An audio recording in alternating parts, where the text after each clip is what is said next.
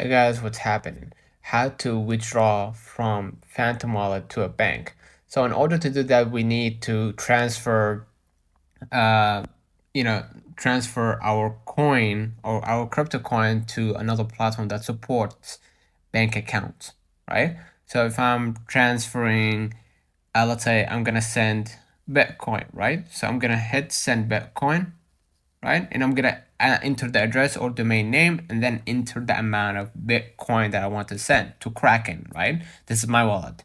So now what I'm gonna do after I've done that, after I transfer my Bitcoin from Trust Wallet to Kraken, what I'm gonna do, I'm gonna just go ahead to my portfolio, right? Obviously, you need to generate an address, so you could go ahead if you want to know how to generate an address, you could go ahead and click the crypto that you own, right? And then hit withdraw, okay? And then select the network and enter the amount or just add new address, okay? Excuse me, not withdraw. Not withdraw. I'm saying like a deposit, right? And then select the network and then hit I understand. And then I'm gonna be able to receive the Bitcoin on my Kraken wallet. Okay. Now, what I'm gonna do, I'm gonna just go ahead and hit the Bitcoin, right?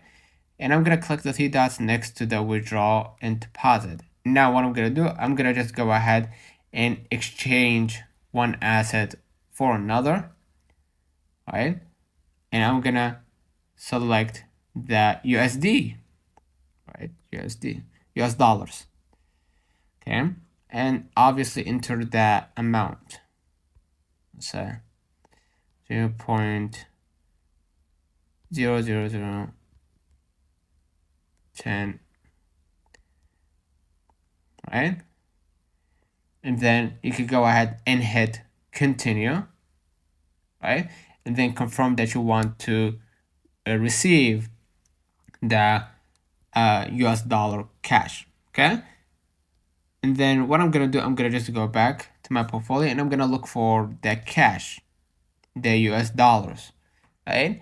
And basically what I'm gonna do, just like any other coin, you're gonna go and withdraw the US dollar, right? And you're gonna be able to go and withdraw the US dollar and select the basically the amount and the bank account, right? Just like I showed you in the screenshot right now, you're gonna be able to see it right in front of you.